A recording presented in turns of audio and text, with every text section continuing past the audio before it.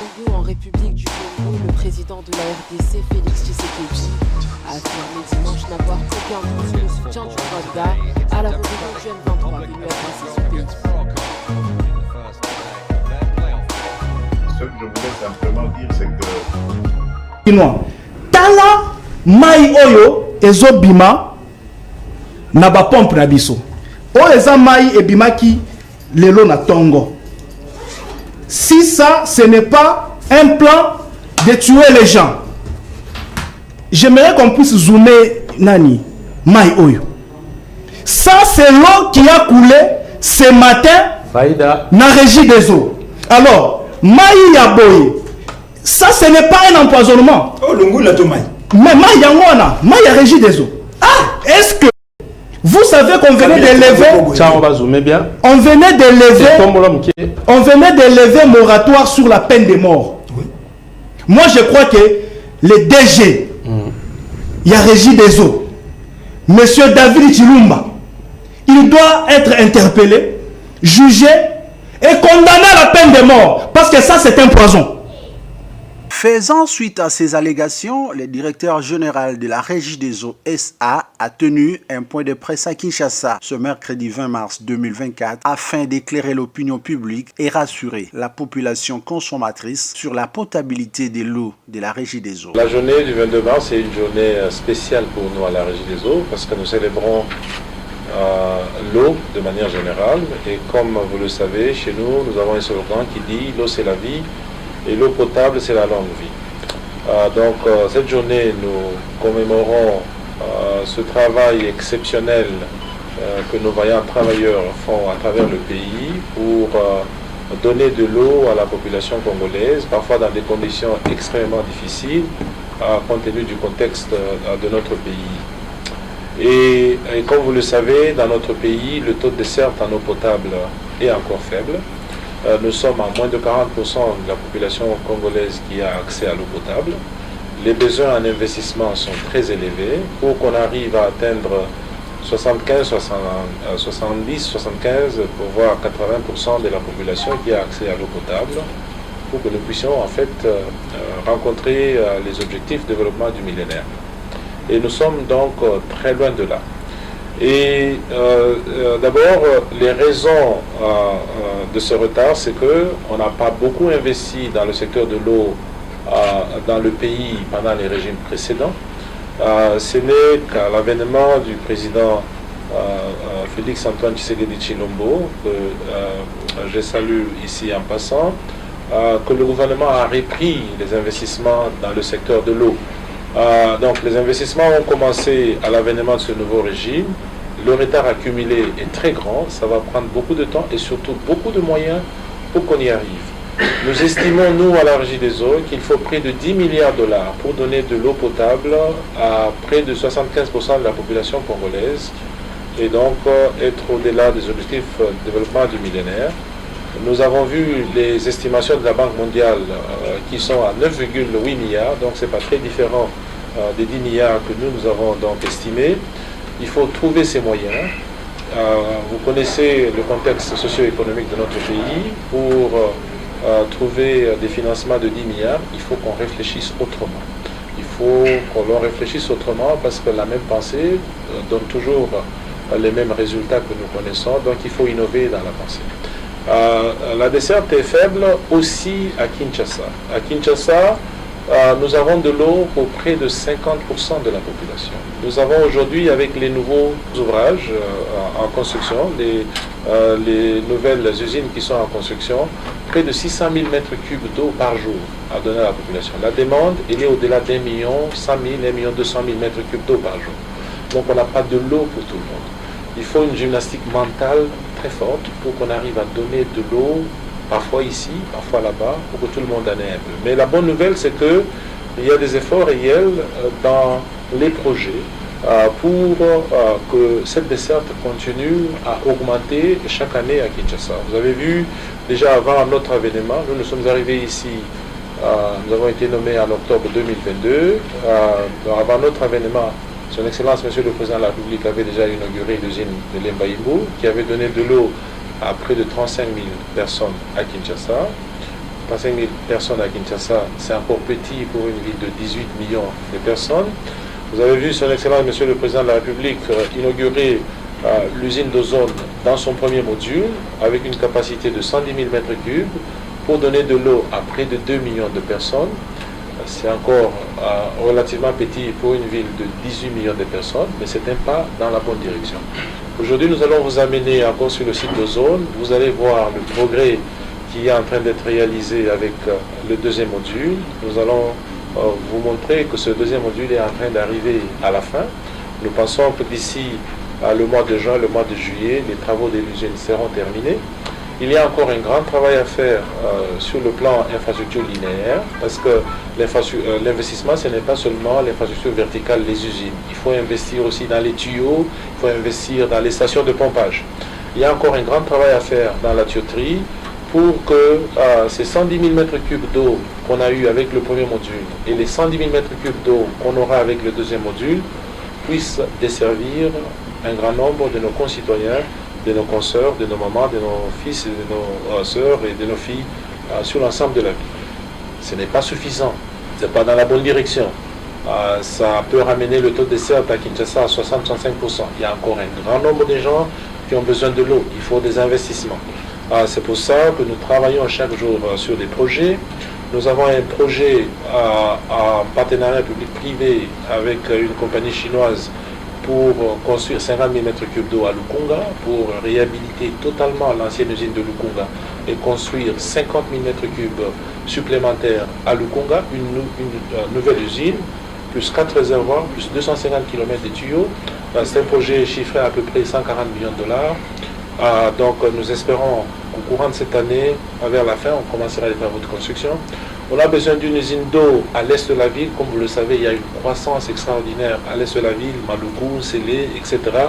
Il faut une usine d'eau de près de 250 000 à 300 000 mètres cubes pour couvrir, arroser cette partie vers l'ouest de la ville, la partie vraiment à la fin de l'ouest de la ville. Il faut une usine d'eau, peut-être aussi de 110 000 mètres cubes pour couvrir encore une grande partie de la ville. Ce n'est que quand on aura fait cela, qu'on aura couvert réellement les besoins de la ville totalement, la ville de Kinshasa. Donc il y a un grand travail à faire. Mais l'investissement, ce n'est pas seulement les usines. L'investissement, c'est aussi l'infrastructure horizontale. Il faut construire les tuyaux. Les tuyaux, ça prend beaucoup de temps. D'abord, regardez comment l'urbanisme, ça s'est fait à Kinshasa. Vous-même, vous pouvez dire s'il y a de l'ordre ou de l'ordre. Moi, je n'entrerai pas dans ce débat. Mais il y a beaucoup de travail à faire parce que le lotissement n'a pas respecté les normes à Kinshasa. Et il faut suivre les gens là où ils sont pour arriver à poser les grandes tuyauteries et donner de l'eau. À Kinshasa seulement, c'est plus de 6000 km de tuyaux qu'il faut remplacer aussi parce que la tuyauterie ancienne, elle a été enterrée depuis que les Noko-Belges ont enterré cette tuyauterie 1939, 1940, 1950, 1960, etc. Il faut commencer à remplacer progressivement pour maintenir la qualité du produit que nous mettons sur le réseau. Donc il faut, comme je le disais au début, une nouvelle réflexion pour que les résultats soient différents. Mais ce qui est bon, c'est qu'avec l'avènement de son Excellence, Monsieur le Président de la République, l'approche à l'investissement dans le secteur de l'eau a changé. Il y a réellement des efforts pour investir dans l'eau, ce qui n'avait pas été fait à Kinshasa pendant très longtemps et au pays de manière générale pendant très longtemps. Mais le pays, ce n'est pas seulement Kinshasa, le pays, c'est l'ensemble de ces plus de 110-115 millions de nos consoeurs, de nos confrères qui sont éparpillés sur l'étendue nationale. Et il y a des efforts également à travers le pays.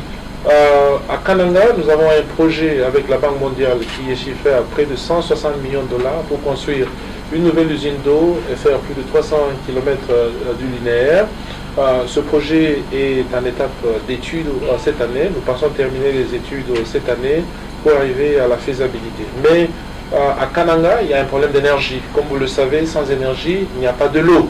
Ce sont les deux jumeaux qui vont toujours ensemble. Et la solution pour Kananga comprend aussi une solution énergétique. Je garde la primeur de ce que nous voulons faire dans le secteur énergétique au président de la République avant qu'on aille plus dans les détails. Mais c'est pareil aussi à Mbuji-Mayi, les investissements ont été consentis pour la ville de Mbuji-Mayi avec le projet Prise, où il y a eu plus de 80 millions de dollars qui ont été dépensés. Aujourd'hui, Mbuji-Mayi a la meilleure qualité de l'eau sur l'ensemble du pays, parce que l'eau qui vient de la roche calcaire à Mbuji-Mayi n'a pas besoin d'être traitée, il est naturellement propre à la consommation, sauf que nous y mettons juste un peu de chlore pour désinfecter et on pompe. Mais on a encore des problèmes d'énergie, comme vous le savez. Donc ce qui nous empêche d'arroser toute la ville de Mbuji-Mayi, c'est l'énergie. Donc il y a des solutions palliatives que nous offrons. On a envoyé un nouveau groupe électrogène de près d'1 mégawatt à Mbuji-Mayi. On l'a fait pour Kananga, on l'a fait pour Goma, on l'a fait pour beaucoup de coins de ce pays. Des choses qui n'ont jamais été faites ici à la Régie des Eaux depuis plus de 30 ans. Il y a des groupes électrogènes que nous remplaçons qui sont plus vieux que nous. Si vous connaissez mon âge, je vous laisse deviner. Je veux seulement vous dire qu'il y a un travail extraordinaire à faire dans ce pays pour arriver à remettre le niveau de l'infrastructure là où il doit être pour que la desserte en eau potable soit parmi les meilleures dans notre continent.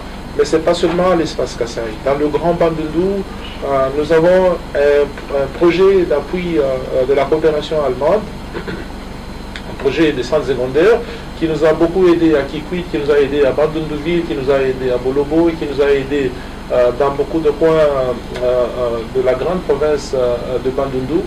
La desserte s'est beaucoup améliorée dans ces coins. Vous pouvez y aller aujourd'hui, vous allez voir. Et nous espérons qu'avec l'avènement de la centrale de Kakobola, les problèmes d'énergie dans la grande partie de Bandundu vont être résolus et les gens vont avoir de l'eau un peu plus régulièrement parce qu'aujourd'hui nous sommes encore pour la grande partie de la province dans le thermique. Il faut acheter du carburant qui coûte excessivement cher. Mais ce sont les mêmes efforts qu'il faut fournir dans le Katanga. Ce sont les mêmes efforts qu'il faut pour la ville de Kolwezi, pour Kamina, pour Lubumbashi. Ce sont les mêmes efforts qu'il faut pour Kisangani, etc. Et comme vous le savez, nous avons aussi beaucoup de problèmes d'érosion. Les érosions, ça expose la tuyauterie de la Régie des Eaux. Quand une érosion arrive sur une route et la tuyauterie est exposée, la tuyauterie n'est plus supportée. Comme elle n'est plus supportée, c'est impossible d'y envoyer de l'eau. Si on envoie, on va envoyer un tout petit peu, pas la même quantité qu'on a envoyé avant, parce que l'eau, c'est une onde. Une onde vibre toujours. Une onde a toujours une amplitude. Pour ceux qui ont fait des études scientifiques, vous comprenez ce que je suis en train de dire, n'est-ce pas? On ne peut même pas envoyer de l'eau quand il y a l'érosion qui a exposé la tuyauterie. Et donc ça nous cause énormément de problèmes. Et ce sont des problèmes que nous, on ne peut pas contrôler. Quand il y a l'érosion sur la route, ce n'est pas la Régie des Eaux qui construit la route. Mais ce sont des problèmes qu'il faut résoudre. Quand on fait la construction de la route, il ne faut pas casser non plus les tuyaux de la Régie des Eaux. Appelez-nous, informez-nous, on vient travailler avec vous pour éviter que vous puissiez casser les tuyauteries de la Régie des Eaux, parce que quand vous en cassez, vous privez de l'eau à des centaines, des milliers de personnes.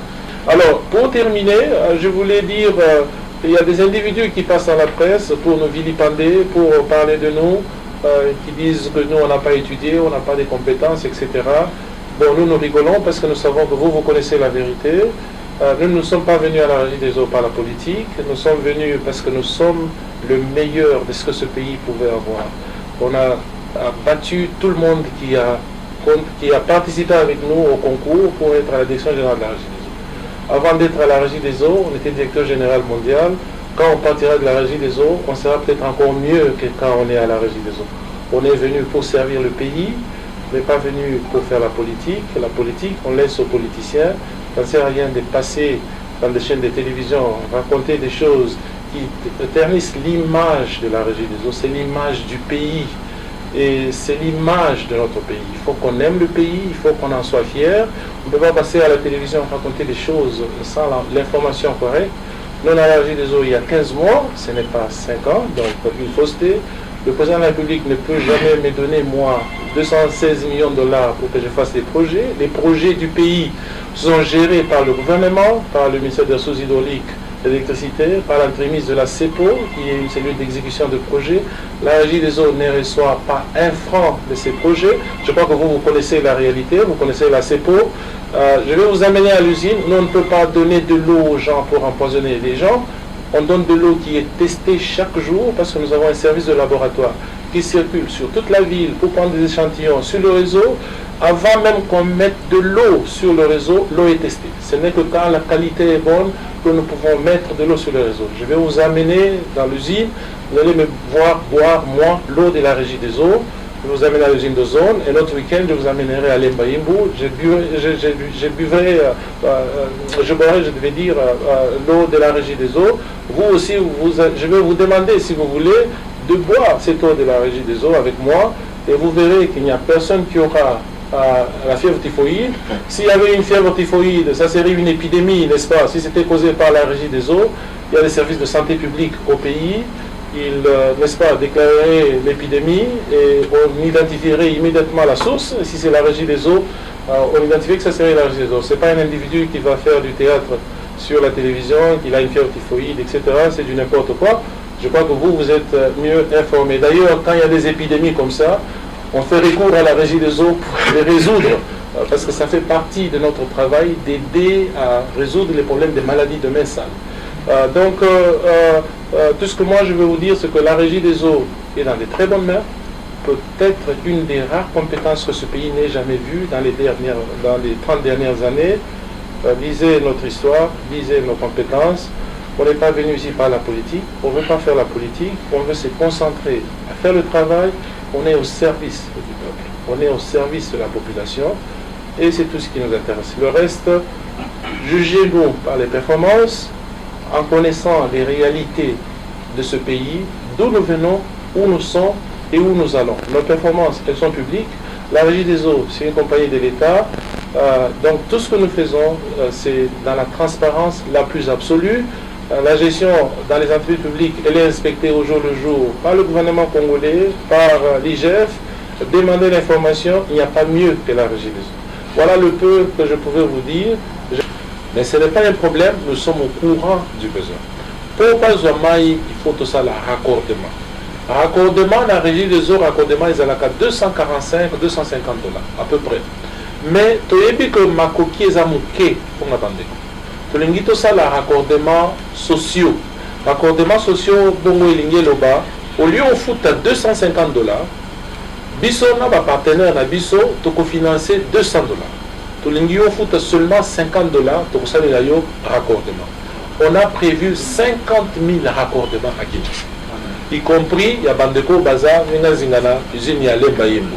Donc, makelele au bato bazo sala, kozanga koyeba. Mboka oyo pe eza na pasi ebele parce que tozali na koyeba muke me maloba ebele botika biloba loba tosala mosala. Après cette étape, accompagné du directeur général adjoint Jean Bosco Mwaka Indele, le DG David Chilumba Mutombo a effectué une descente à l'usine de captage d'eau de Binza Ozone dans la commune d'Ngalema pour palper du doigt les réalités y afférentes.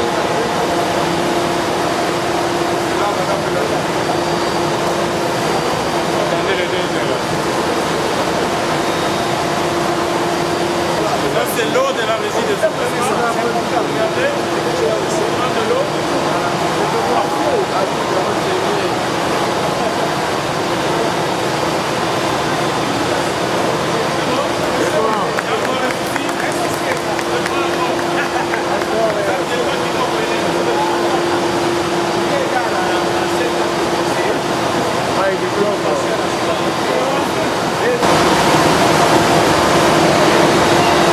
Regardez comment cette eau est claire.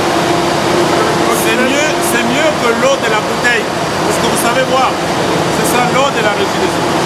C'est mieux que l'eau de la bouteille. L'eau de la bouteille n'a aucun sel minéral. Ce n'est pas bon pour vos enfants. Ce n'est pas bon pour vous-même parce que vous ne nourrissez pas vos os, vous ne nourrissez pas vos dents. Quand vous allez avoir mon âge, tous les dents vont partir. N'est-ce pas? L'eau de la régie des eaux a un équilibre en sels minéraux. C'est pourquoi nous vous recommandons de consommer l'eau de la régie. Elle est très bonne de la boire. On peut aussi boire pour témoigner. Où est le verre? Ensuite, les DG David Chilumba, son adjoint Jean Bosco Mwaka et toute son équipe ont visité les travaux de finissage du deuxième module qui touche déjà à sa fin. C'est là dans les soucis de fournir aux Congolaises et Congolais une eau de qualité, saine et propre. Vous voyez ici ce nouveau bâtiment, c'est le magasin des produits chimiques pour cette usine. Je ne dis pas pour toute la ville ou pour toute la régie des eaux. Non, c'est seulement pour cette usine. D'accord? Les 3 modules. Pardon? Oui, bien sûr, modules. pour les 3 modules. Donc ce que nous avons comme produits chimiques, nous stockons à l'intérieur de ce bâtiment. On vous l'a dit à plusieurs reprises, depuis plus d'une décennie. La régie des eaux n'a jamais eu autant de produits chimiques que nous avons aujourd'hui à la régie des eaux. Allez vérifier les cahiers d'importation, allez vérifier les stocks de la régie des eaux. Depuis plus d'une décennie, ça n'a jamais existé. Et nous, on l'a fait d'abord pour réduire le coût, parce que les produits chimiques, c'est un coût très élevé dans notre exploitation. On voulait contrôler ce coût. Nous l'avons réduit à plus de la moitié. Et nous avons aujourd'hui des produits pour plus d'une année. Nous voulons aller à 2 ans, 3 ans de stockage, parce qu'on ne sait jamais, il peut toujours avoir une crise sanitaire, tel ou tel autre problème. On ne veut plus jamais connaître des pénuries des produits chimiques dans l'exploitation de la régie des eaux. Et nous espérons que même quand nous serons partis, parce que personne n'est éternel sur la terre, encore moins à la régie des eaux, nous espérons même quand nous serons partis, ceux qui resteront prendront ça comme modèle, n'est-ce pas? Parce qu'on ne peut pas tolérer un pays à la dimension de la RDC qu'on connaisse des pénuries en produits chimiques, parce que ça affecte directement la vie des personnes et la santé des personnes. Quelle magie avez-vous utilisé pour ça? La tête. On va vous donner un peu une idée de ce qui se passe ici. Vous avez la vue de ces 3 usines, n'est-ce pas? Ça, c'est le premier module qui est déjà terminé. Merci. C'est le premier module qui est déjà terminé. Voilà, le premier module est déjà terminé. Là où nous sommes entre le premier module qui est là-bas et le deuxième module. Le deuxième module est en construction, comme vous savez le voir. Pratiquement tout ce qui est structure est presque terminé. Nous sommes à l'étape où on installe les équipements électromécaniques, parce que toutes ces structures, comme vous pouvez le voir, c'est terminé. Les bâtiments sont finis, les tanks sont finis, etc. On installe l'équipement électromécanique. Le troisième module, on fait encore la démolition, parce que c'est ici qu'on va construire le troisième module. Quand ça sera terminé, ceci, sur le plan de dessin technique, c'est ça que vous voyez ici. Au milieu, vous avez le premier module. À ma gauche, vous avez le deuxième module qui est en construction, en phase de finition.